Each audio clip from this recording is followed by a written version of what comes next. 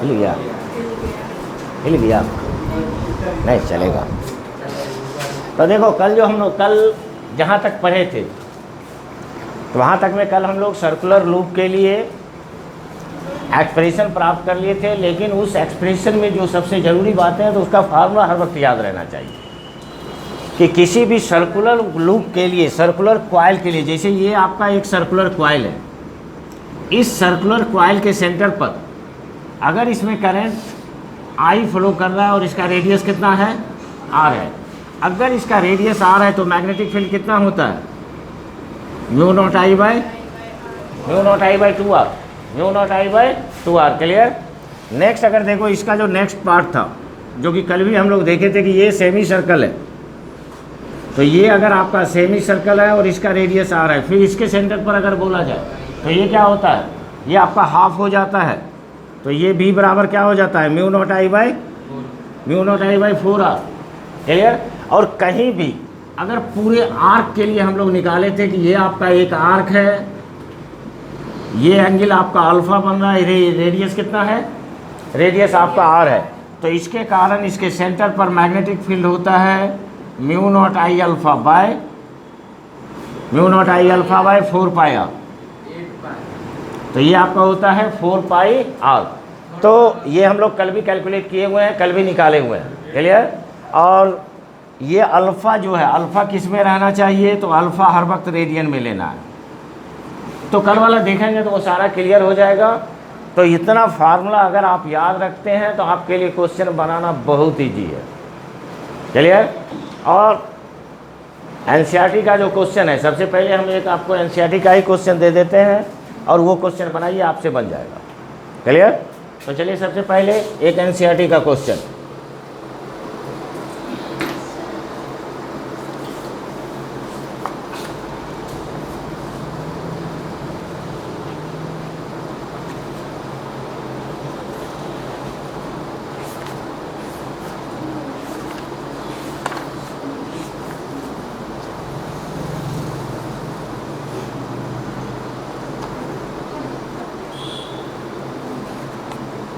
लिखो तो question. A circular coil of wire,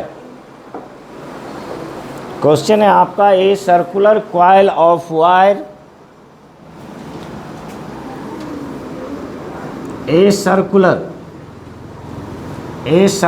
coil of wire consisting, a circular coil of wire consisting 100 turns, consisting 100 turns, each of radius, तो each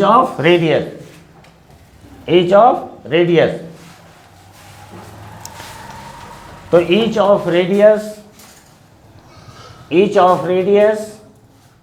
8 centimetre, each of radius 8 centimetre carrying current of 0.4 ampere, carrying current of 0.4 ampere.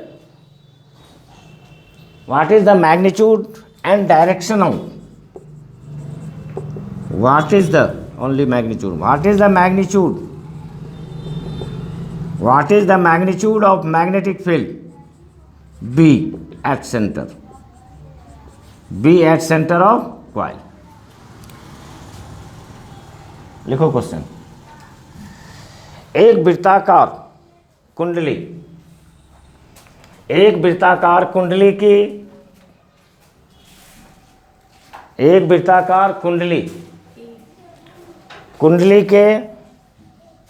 की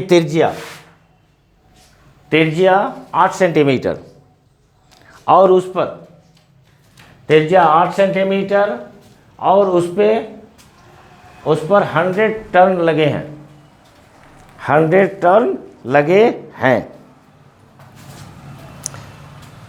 यदि उसमें 0.4 ampere की धारा प्रवाहित होती है यदि उसमें 0.4 एम्पियर की धारा प्रवाहित होती है तो कुंडली के केंद्र पर चुंबकीय क्षेत्र ज्ञात करें। तो कुंडली के केंद्र पर चुंबकीय क्षेत्र ज्ञात करें। क्लियर? चूंकि देखो यहाँ पर करंट का डायरेक्शन नहीं दिया है कि एंटी क्लॉकवाइज फ्लो कर रहा है या क्लॉकवाइज फ्लो कर रहा है, इसलिए इसने डायरेक्शन नहीं पूछा।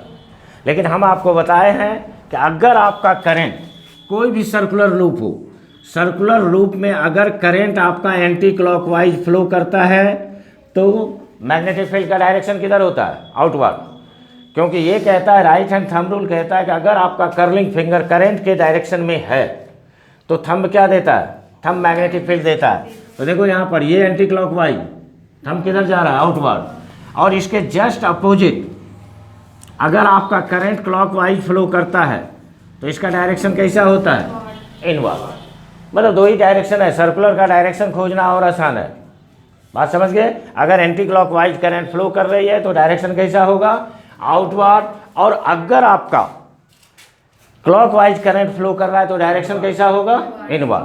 बाकी इसके बाद आप जो डाटा दिया है डाटा लिखें, क्वेश्चन बना हुआ है, पहले से बना हुआ है। जैसे देखो यहाँ पर क्या क्या दिया, एन बराबर कितना दिया? 100। रेडियस आपको दिया हुआ है, रेडियस कितना दे दिया? 8 सेंटीमीटर। सेंटीमीटर नहीं लेंगे, क्या लेंगे? मीटर लेंगे, क्योंकि अपना एसआई यूनिट मीटर होता है, तो हर हाल में एसआई यूनिट ही लेंगे। नेक्स्ट देखिए, नेक्स्ट आपको करंट दिया हुआ है, करंट दिया 0.4 एम्पियर। अब इसके सेंटर पर अगर आप सर्कुलर कॉइल के सेंटर पर मैग्नेटिक फील्ड देखें तो मैग्नेटिक फील्ड का फार्मूला क्या होता है? Mu naught I bye 2r। तो ये 2r, लेकिन ये किसके लिए है? एक कॉइल के लिए है। अगर आपको नंबर ऑफ कॉइल दिया हुआ है तो क्या करेंगे? n से मल्टीप्लाई कर देंगे, n से मल्टीप्लाई कर देंगे। मतलब ये फार्मूला बन के हो जाएगा ni by 2r। Mu naught का value 4 pi into 10 to the power -7 into n आपका 100 है। करंट कितना है? 0.4 ampere by 2 into 8 into 10 to the power -2। अगर यहाँ से देखें आप कैंसिल करो तो ये आपका हो जाएगा 10, ये 4 से 2 कट गया, ये 2 to 4 कट गया। क्लियर? कितना बच गया आपको देखें यहाँ से, तो ओनली पाई। तो ये हो गया पाई इंटू, सारे पावर को ऊपर ले जाइए, तो ये 10 टू द पावर -2 है, ये 10 है। कितना बचा? -1 ऊपर जाएगा, प्लस हो जाएगा। प्लस में यहाँ पर आपको 2 पहले से है, एक यहाँ से जाएगा, 3 हो जाएगा, तो 3 उसमें घट जाएगा, ये हो गया इतना टेस्ला। क्लियर? बाकी पाई का वैल्यू आप लिख सकते हो, पाई का वैल्यू हम लिख सकते हैं। पाई का वैल्यू कितना होता है? अगर हम पाई का वैल्यू लें तो ये आपको हो जाएगा 3.14 into 10 to the power -4 tesla. Clear? तो अगर आपको फार्मूला याद है तो क्वेश्चन इजीली बनेगा, इसलिए फार्मूला को याद रखना जरूरी है। तो चलिए इसको प्लीज पहले राइट करो।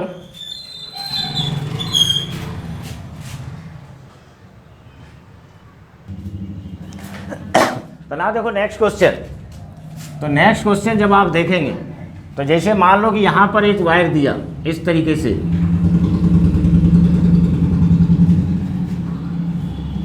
ये यहां से करंट आपका चला, चलो आई का कुछ भी वैल्यू हो, ये करंट इस तरीके से आ रहा है, फिर ये यहां से बाहर हो गया, ये आपका सेंटर है।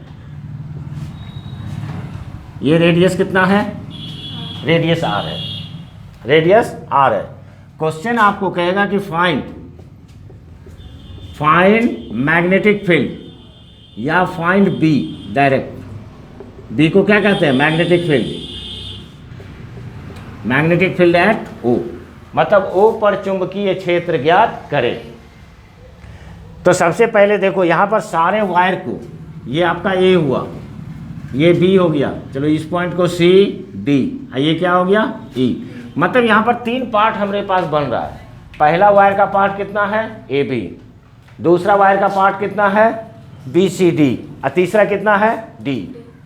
तो एक चीज़ आप हर वक्त ध्यान रखें कि कहीं भी हम लोग बाहर सेवर्ट लॉ में पढ़े हैं कि वायर के किसी भी बिंदु पर आगे रहे या पीछे रहे कोई मतलब नहीं है, कि अगर मान लो कि ये हमें वायर दिया हुआ है, चाहे इसका आगे या पीछे कहीं भी बिंदु हो, उस पॉइंट पर मैग्नेटिक फील्ड जीरो होता है, मैग्नेटिक फील्ड जीरो होता है। अब गौर से देखो, अगर हम ए बी के लिए ओ पॉइंट पर सोचें तो मैग्नेटिक फील्ड कितना होगा, जीरो।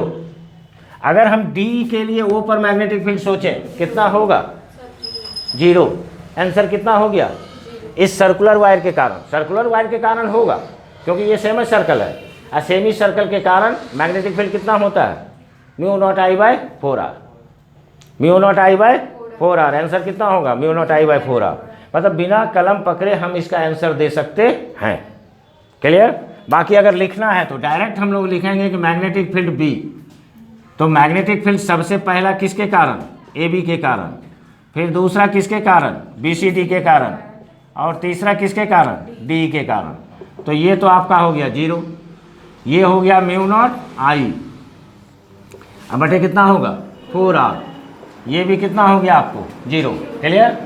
तो ये भी आपका हो गया जीरो,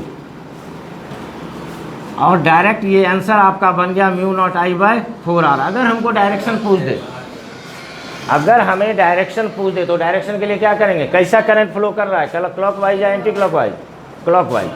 तो क्लॉक वाइज अगर करंट फ्लो कर रहा है तो इसका क्या होगा, इनवर्ड, इनवर्ड आंसर। काम खत्म, फिनिश ना। तो नेक्स्ट देखिए, इसी तरीके से आप बहुत सारे क्वेश्चन को सोच सकते हैं हम लोग, सिंपल। आप देखो यहाँ पे हम नेक्स्ट क्वेश्चन डाल रहे हैं, ठीक है, इससे अच्छा।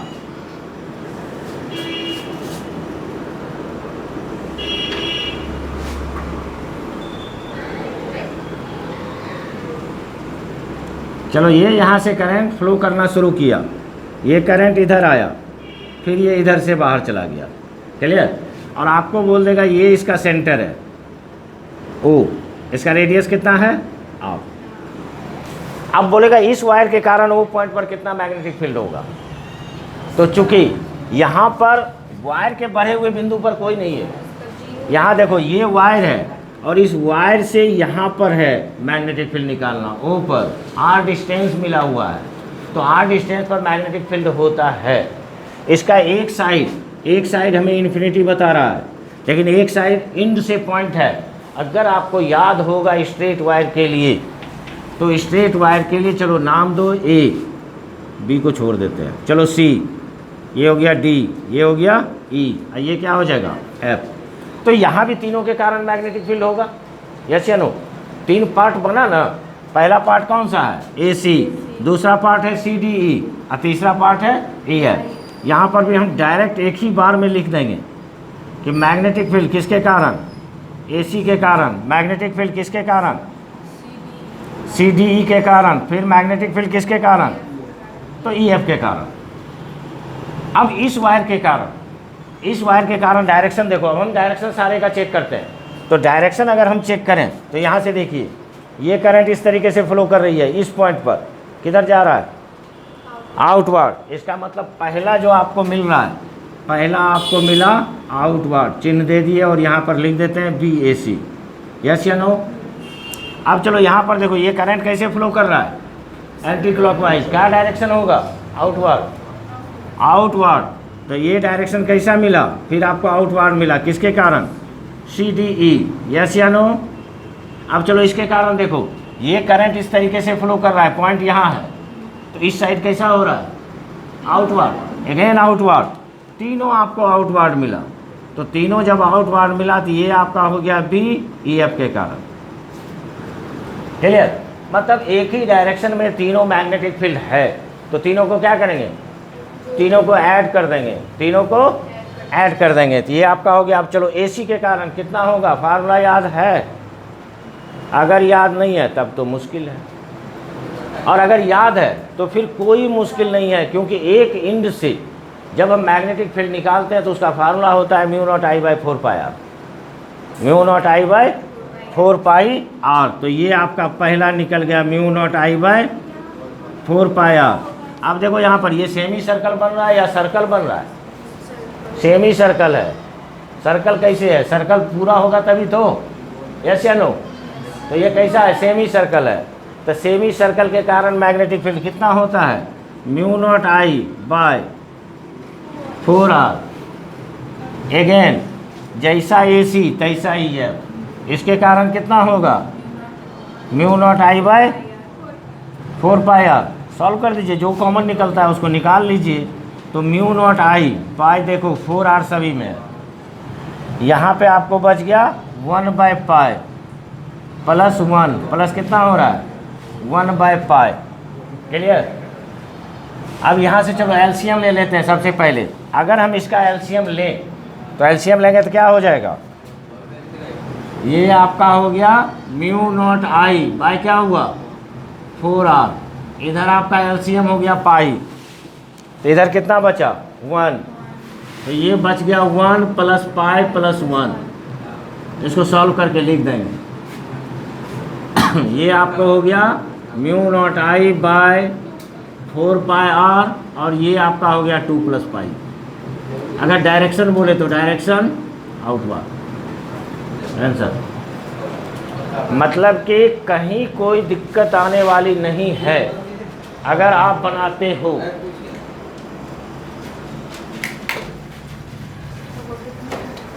क्लियर? तो ये आपका इसी तरीके से अगर फिगर वाला क्वेश्चन पूछता है, फिगर वाला क्वेश्चन और इजी होता है। अब जैसे देखो इससे भी 1 मिनट देख लो, उसके बाद लिखना, ठीक है? कि यहां मान लो कि ये इस तरीके से एक आर्क दे दिया, ये आर्क है, इस तरीके से ये दे दिया। ये करंट आपको यहाँ पर इस तरीके से फ्लो कर रही है, इसमें इस तरीके से फ्लो कर रही है, फिर ये यहाँ पर वापस हो गई। ये आपका सेंटर है वो। ये पहला रेडियस कितना है? R1। ये बड़ा वाला रेडियस कितना है? R2। और बोल दिया नहीं O पर मैग्नेटिक फील्ड निकालना है। ये यहाँ पर एंगल कितना बन रहा है? अल्फा। एंगल कितना बन गया? अल्फा। क्लियर? अब यहाँ भी अगर सोचो तो यहाँ भी बहुत सारे पार्ट बन रहे हैं। जैसे चलो यहाँ पर A हो गया या P लो, ये हो गया P पॉइंट, ये कौन सा होगा? QRS। अब देखो यहाँ पर PQ के लिए O पॉइंट पर मैग्नेटिक फील्ड कितना होगा? वायर का ही भरा हुआ भाग है, कितना हो जाएगा? 0। हम क्या बोले थे अभी? जस्ट बोले कि अगर कोई वायर है तो इसके आगे, इसके पीछे, सीध में कहीं भी आप मैग्नेटिक फील्ड निकालो, उसके कारण मैग्नेटिक फील्ड कितना होगा? 0। तो यहाँ पर ये जो PQ सेक्शन है, इस PQ सेक्शन के लिए O पॉइंट पर मैग्नेटिक फील्ड कितना होगा? 0। QRS, ये RS पार्ट के लिए O पॉइंट पर मैग्नेटिक फील्ड कितना होगा? 0। बचा 2 पार्ट, बचा मात्र 2 पार्ट, आर्क का 2 पार्ट, मतलब पहला पार्ट। अब इसमें देखो, इसमें करंट कैसे फ्लो कर रहा है? क्लॉकवाइज। तो ये बन रहा है क्लॉकवाइज। तो क्लॉकवाइज के लिए तो चलो ये यहाँ पर हम दे देते हैं B किसके कारण? चलो QR के कारण। ये कैसा आपको मिला? क्लॉकवाइज मतलब इनवार्ड। क्लॉकवाइज का मतलब इनवार्ड। क्लियर? दूसरा, तो दूसरा अगर देखो आप यहाँ से कौन सा है? PS। तो PS के कारण क्या हो जाएगा? क्या होगा? आउटवर्ड। मतलब दोनों एक दूसरे के अपोजिट में है। तो दोनों अगर अपोजिट में है तो क्या करेंगे? माइनस कर देंगे। तो ये यहाँ पर नेट मैग्नेटिक फील्ड हो जाएगा B due to PS minus B due to QR। और किसी भी आर्क के लिए फार्मूला क्या होता है? Mu naught I alpha PS। तो PS के लिए ये आपका हो जाएगा 4πr1 minus mu naught I alpha बटा क्या हो जाएगा? 4πr2। सारा आपका बाहर हो जाएगा। Mu naught I alpha by 4π, इधर क्या बच गया? 1/r1, और माइनस क्या हो जाएगा? 1/r2। आंसर। तो इस टाइप का आपका क्वेश्चन होता है फिगर का। समझ गए? तो ये जनरली आराम से बनाएंगे, वो आराम से बनेगा। क्लियर? तो ना चलिए अब हम लोग देखते हैं एम्पियर सर्किटल लॉ, मतलब एम्पियर का परिपथीय नियम। तो ये गॉस लॉ के द्वारा, गॉस लॉ पर ही बेस्ड है। तो ये आपको कहता है कि the integral multiple of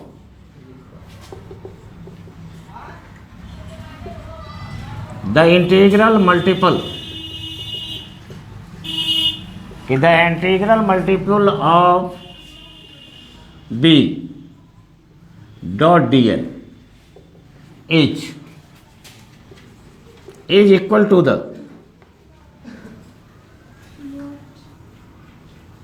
integral multiple of B dot D L is equal to the mu naught times of total current, mu naught times of total current inside closed loop।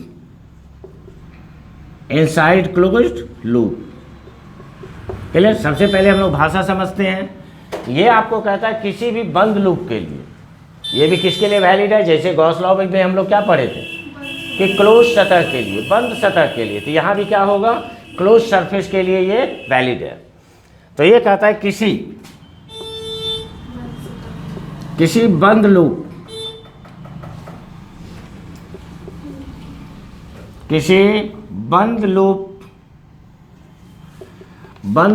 के B dot D L का समाकलन गुणनफल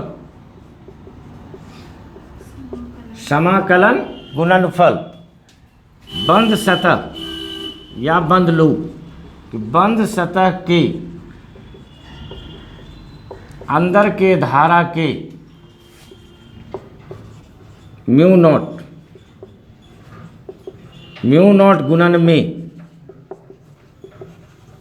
गुणन में होता है। Clear. अब यहाँ से अगर इसके भाषा पर आप गौर करें तो इसका मतलब क्या है, इसका मतलब है ये इंटीग्रेशन का चिन्ह हुआ, ये इंटीग्रल मल्टीपल किसका, बी डॉट डी एल किसके बराबर होगा, तो म्यू नॉट आई के बराबर होगा, और इसी को हम लोग कहते हैं एम्पियर सर्किटल लॉ। अब इसका प्रूफ हम लोग देखते हैं कि इसका प्रूफ क्या होगा। जैसे देखो यहाँ पर एक आपका वायर है और इस वायर में करंट कितना फ्लो कर रहा है, आई। अब ये जो अपना मैग्नेटिक फील्ड का लूप बनाएगा, वो लूप कैसा होगा, सर्कुलर होगा। जैसे आप देखो यहाँ से कि ये अगर स्ट्रेट वायर है और इसमें करंट फ्लो कर रहा है, तो ये अपना मैग्नेटिक फील्ड यहाँ तक बनाया, तो ये अगर बनाया तो चारों तरफ बनाएगा, तो इसका भी शेप कैसा होगा, सर्कुलर होगा। तो ये आपको इस तरीके का यहाँ पर लूप नजर आएगा। क्लियर। तो ये आपका एक सर्कुलर लूप बन गया, और ये लूप का मान लेते हैं यहाँ से डिस्टेंस कितना है आपका, आर, डिस्टेंस है आर। अब इसी जगह हम एक छोटा लेंथ लेते हैं, छोटा लेंथ का मतलब डीएल। अब आता है मैग्नेटिक फील्ड का डायरेक्शन। तो मैग्नेटिक फील्ड का डायरेक्शन अगर ऊपर जा रहा है तो इनवार्ड या आउटवार्ड, यही दो ही मिलेगा ना। तो चलिए हम इसको दिखा देते हैं कि जैसे यहाँ पर देखो, ये आपका कैसा मिल रहा है, inward.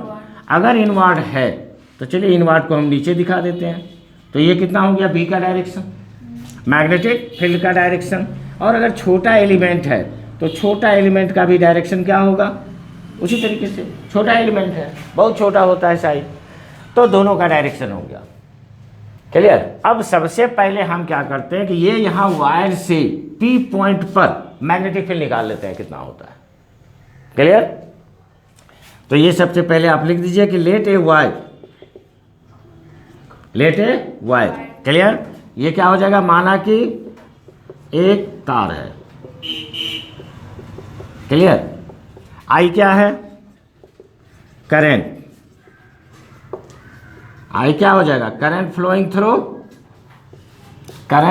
Through wire. Current flowing through wire मतलब तार से प्रवाहित धारा। क्लियर।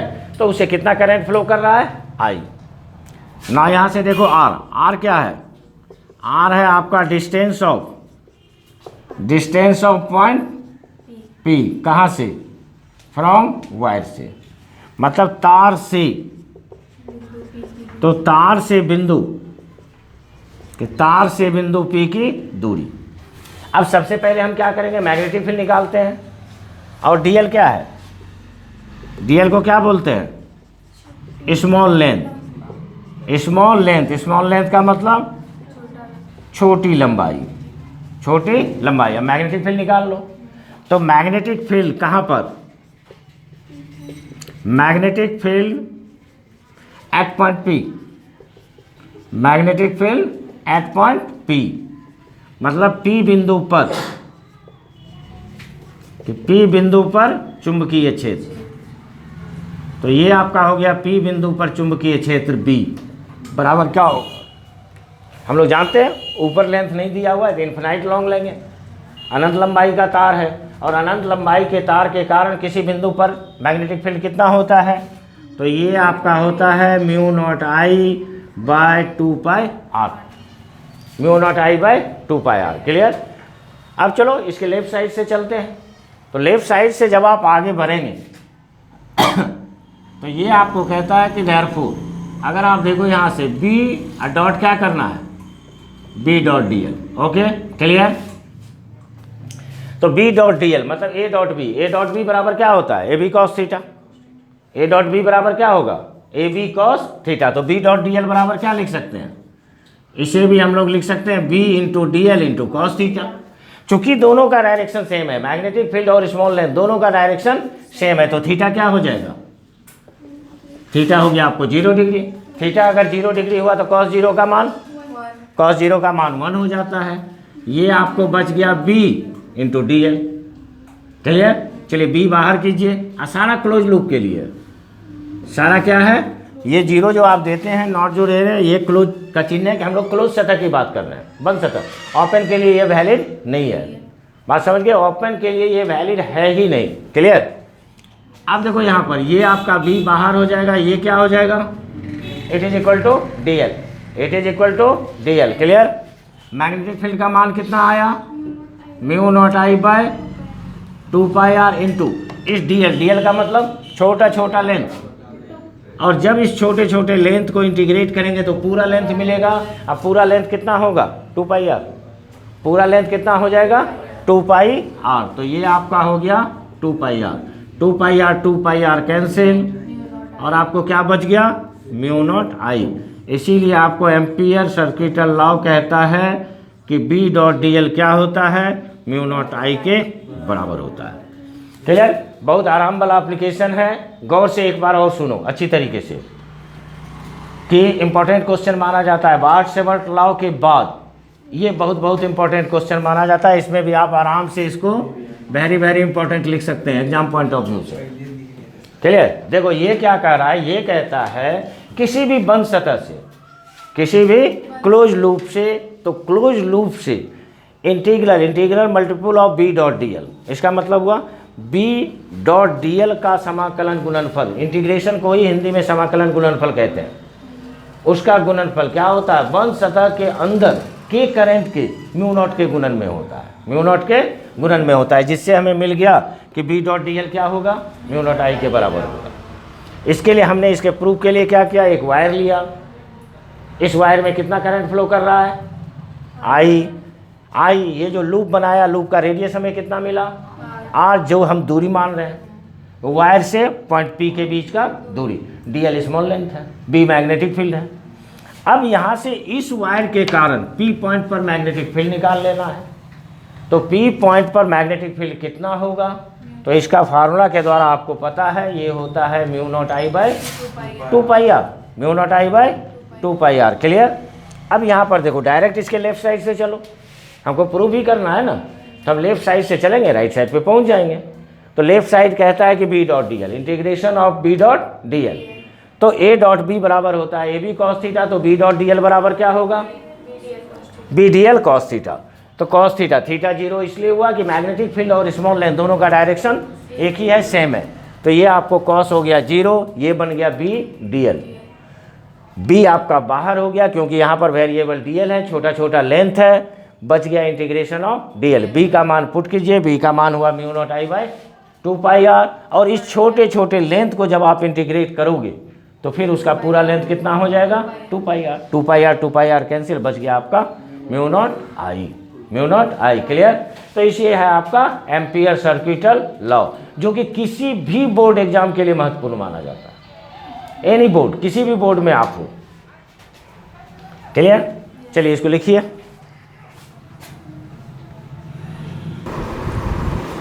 चलिए तो लिख लिए। तो ये था आपका मैग्नेटिज्म का एक very very important question, ampere circuital law, जो कि हर एक एग्जाम में बहुत पूछा जाता है। क्लियर? तो चलिए, बाकी आप लोग ध्यान से पढ़ें, मन लगा के पढ़ते रहें, आगे बढ़ें। और ये आपका एक प्यारा सा चैनल है IPC फिजिक्स, और हम हैं मुकेश सर। अगर आप नए हैं तो प्लीज़ इसे सब्सक्राइब करें। Okay, thanks. फिर मिलते हैं नेक्स्ट क्लास में नेक्स्ट वीडियो के साथ। Okay, thanks.